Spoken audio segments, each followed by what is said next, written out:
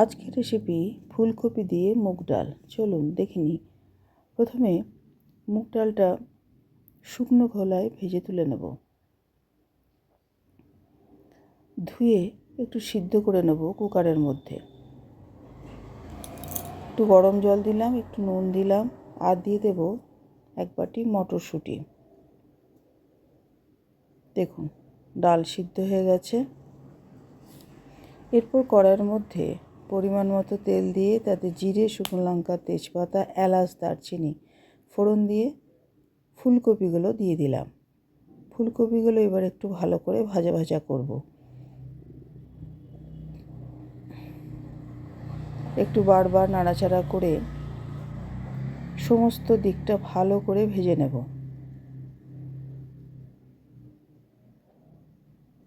দেখুন লালচে হয়ে এসছে।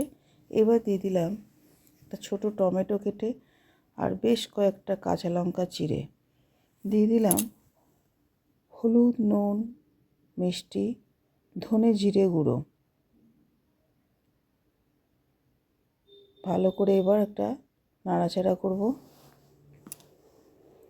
এবার সিদ্ধ করা ডালটা ফুলকপির মধ্যে দিয়ে দিলাম। একটু জলও দিয়ে দিলাম। এবার ভালো করে নাড়াচাড়া করে ফুটতে দেব। মিনিট 5-7 ফুটবে। দেখুন এই রকম যখন হয়ে আসবে তখন মোটামুটি ডাল রেডি। নামাবার আগে দিয়ে দেব 1 চামচ ঘি আর একটু ধনেপাতা। ধনেপাতার সময় তাই ধনেপাতা দিলাম, গন্ধটাও ভালো আসবে। এবার আমি প্লেটিং করে নেব। দেখুন তুলছি, খুব পাতলা না, খুব মোটা না। এই যে এই রকম হয়েছে। খেতে কিন্তু খুব টেস্টি হয়েছিল। আরও যদি ধনেপাতা লাগে দিয়ে দিন। এই ডাল গরম ভাতে বেগুন ভাজার সঙ্গে তো অপূর্ব লাগবে, রুটি এবং পরোটার সঙ্গেও দারুণ লাগবে। ভালো থাকবেন।